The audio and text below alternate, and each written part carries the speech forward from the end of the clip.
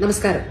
രണ്ടാം പിണറായി വിജയൻ സർക്കാരിന്റെ ആദ്യ 3 വർഷ കാലയളവിൽ 4 സുപ്രധാന നിയമനിർമ്മാണങ്ങളാണ് ആരോഗ്യവകുപ്പ് നടത്തിയിട്ടുള്ളത്. ചില നിയമങ്ങളിൽ ഭേദഗതി വരുത്തുന്ന ബില്ലുകളും നിയമസഭയിൽ അവതരിപ്പിച്ച് ഈ കാലയളവിൽ പാസാക്കിയിട്ടുണ്ട്. 2023 കേരള പൊതുജനാരോഗ്യ ആക്ട് നമ്മുടെ പൊതുജനാരോഗ്യ സംവിധാനത്തിലെ ആരോഗ്യവകുപ്പിന്റെ സമീപനത്തിൽ വൺ ഹെൽത്ത്, അതായത് ഏകാരോഗ്യ സമീപനത്തിൽ അധിഷ്ഠിതമായി പുനർനിർണയിച്ച വളരെ സുപ്രധാനമായിട്ടുള്ളൊരു നിയമനിർമ്മാണമാണ്. ഇതിനു മുൻപ് കേരള സംസ്ഥാന രൂപീകരണ സമയത്തും കേരളത്തിൽ ഉണ്ടായിരുന്നത് 2 നിയമങ്ങളാണ് പൊതുജനാരോഗ്യവുമായി ബന്ധപ്പെട്ട്. ഒന്ന് തിരുവിതാംകൂർ കൊച്ചി ഭാഗത്തെ ഒരു നിയമം, മലബാർ മേഖലയ്ക്കായിട്ടുള്ള മറ്റൊരു നിയമം. ഇതിന് പകരം ഒരു ഏകീകൃത നിയമം സംസ്ഥാനത്ത് മുഴുവൻ എന്നുള്ളതും അതിലുമേറെ പ്രധാനപ്പെട്ടത് ഏകാരോഗ്യത്തിൽ അധിഷ്ഠിതമായി ഒരു നിയമനിർമ്മാണം എന്നുള്ളത് തന്നെയാണ്.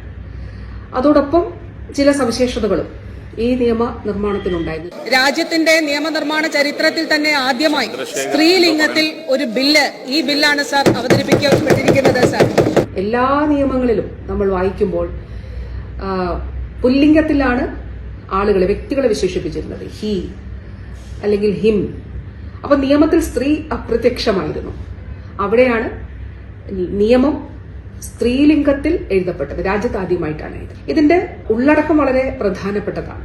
കേരളം നേരിടുന്ന ചില വെല്ലുവിളികൾ, ഉയർന്ന ജനസാന്ദ്രത, ജീവിതശൈലി രോഗങ്ങൾ, നമ്മുടെ ചില നേട്ടങ്ങൾ, ഉയർന്ന ആയുർദൈർഘ്യം, അതുപോലെ തിരുവനന്തപുരം മുതൽ കാസർഗോഡ് വരെ ഒരൊറ്റ മഹാനഗരമായി നിലനിൽക്കുന്ന അവസ്ഥ, ഇതൊക്കെ ആരോഗ്യ മേഖലയുമായി ബന്ധപ്പെട്ട്, പ്രത്യേകിച്ച് പൊതുജനാരോഗ്യ മേഖലയുമായി ബന്ധപ്പെട്ട് ഉയർത്തുന്ന ചില ചാലഞ്ചസ് ഉണ്ട്.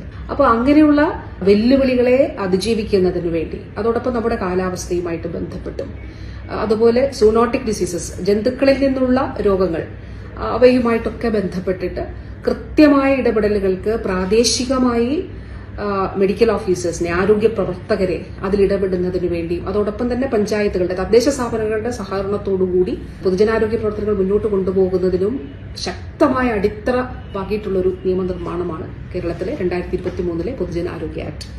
ഇതുകൂടാതെ 2023 കേരള ആരോഗ്യരക്ഷാ സേവന പ്രവർത്തകരും ആരോഗ്യരക്ഷാ സേവന സ്ഥാപനങ്ങളും ആക്ട്, 2021 കേരള സാംക്രമിക രോഗങ്ങൾ ആക്ട്, ഇതുകൂടാതെ 2021 തന്നെ കേരള മെഡിക്കൽ പ്രാക്ടീഷണേഴ്സ് ആക്ട്, അതുപോലെ ക്ലിനിക്കൽ എസ്റ്റാബ്ലിഷ്മെന്റുമായി ബന്ധപ്പെട്ടും മെഡിക്കൽ വിദ്യാഭ്യാസവുമായി ബന്ധപ്പെട്ടിട്ടുമൊക്കെയുള്ള ഭേദഗതികൾ, എക്സിസ്റ്റിംഗ് നിയമങ്ങളിലുള്ള ഭേദഗതികൾ, അതും ബില്ലുകളായിട്ട് അവതരിപ്പിച്ച് ഈ 3 വർഷ കാലയളവിനുള്ളിൽ പാസാക്കുന്നതിന് കഴിഞ്ഞിട്ടുണ്ട്.